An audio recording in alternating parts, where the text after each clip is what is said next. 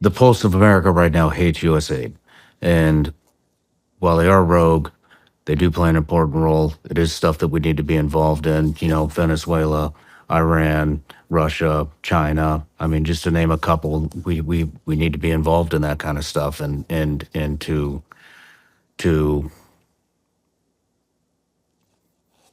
kind of like what we're talking about, to influence, and so it's just at the meantime, they've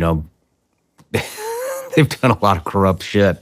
So, you had mentioned an organization, the Atlantic something, with 7 former CIA directors. Atlantic What is Council. that? Yeah. The Atlantic Council bills itself as NATO's think tank, effectively.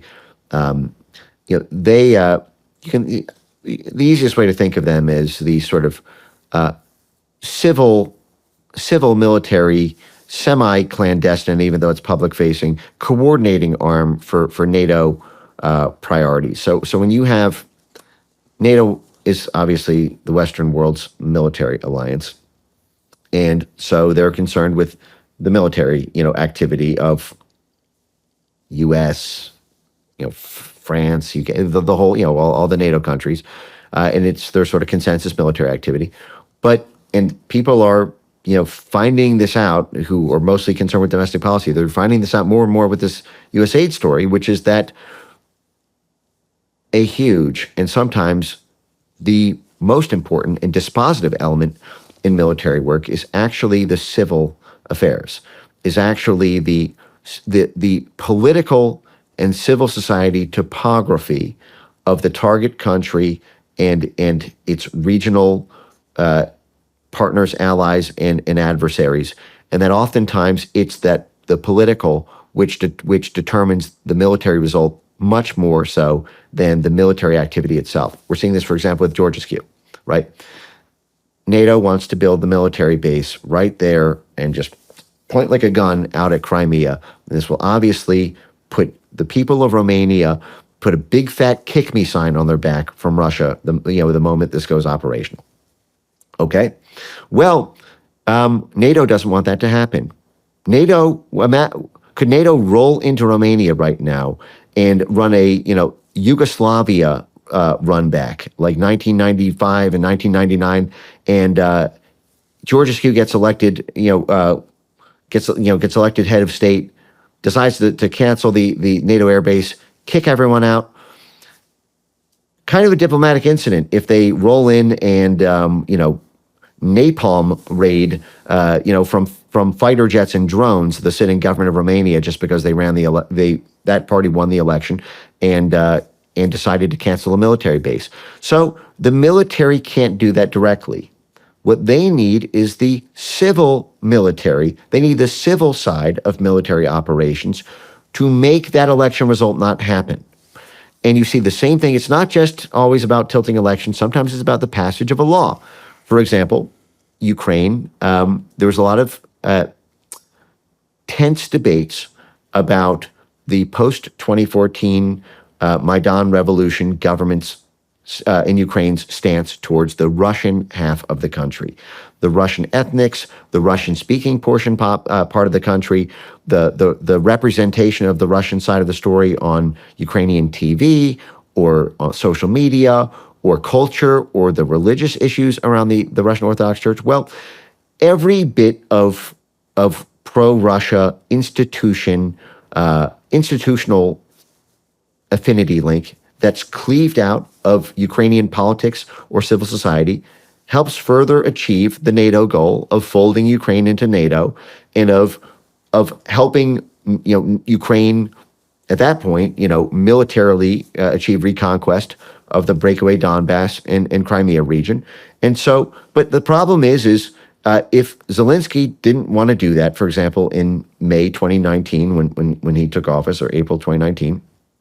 If he didn't want to do that, it would kind of be a diplomatic incident for NATO if they ran strafing air raids over Kiev until he promised to kick the Russian language off of Ukrainian TV, effectively ban or place extreme limits on the Russian Orthodox Church influence. If he defied the IMF and its privatization plan for Ukrainians' energy assets.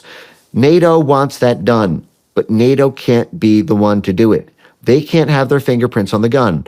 So what they need is a sprawling civil military whole of society capacity to have that political result achieved, but have it come from the civil institutions in and around that. And that's how you have the scandal of things like the redlines memo. 70 US government-funded NGOs, all signatory to the USAID funded, as well as NATO funded and US State Department funded Ukraine Crisis Media Center, crisis management. This is the US and NATO funded umbrella arm. We talk about this 90% of Ukrainian media. Well, a lot of this is run out of these centralized US umbrella groups that coordinate the media surround sound of all these different NGOs and media organizations. And one of the major ones is called the Ukraine Crisis Media Center. Well, I've talked about this before. 1 month, Zelensky takes office April 2019. In May 2019, the Ukraine Crisis Media Center issues Zelensky a redlines memo saying that Zelensky will suffer political instability if he crosses any of the 25 listed below red lines that touched Zelensky's ability to negotiate with Russia about energy affairs, negotiate with Russia about security affairs, block the privatization efforts of major Ukrainian industries, deviate in any way from the path to accession into the EU, into the NATO and surrounding EU bodies. It had a section for their education, for their culture, for their language, for their media, for their energy policies, for their security policies. It's not just the USAID Truman Show in terms of what us as civilians think are organic institutions, but are in fact, USAID proxies. It's the policies of sitting governments. Zelensky only became the head of state for Ukraine because of the political instability this very same USAID network inflicted on Viktor Yanukovych. However you feel about him, I'm not even opining an opinion, but the fact is he was run out of office in a rent-a-riot operation where all of the major groups involved were USAID funded. So, easy come, easy go. And what they're saying is twice in that memo, the top line of it says, these are red lines, cross them, instability. They say it right again in bold in the memo right before the 70 signatories. Message received, but NATO can't say that directly because, hey, that's an attack on democracy. If NATO says it, we're supposed to have a civilian-run government. So you need a civilian front for the military consensus. That's why the U.S. Department of Defense pays over $1 million a year to the Atlantic Council and why they have 7 CIA directors on their board to juice the capacity to create this civilian front for a military monster.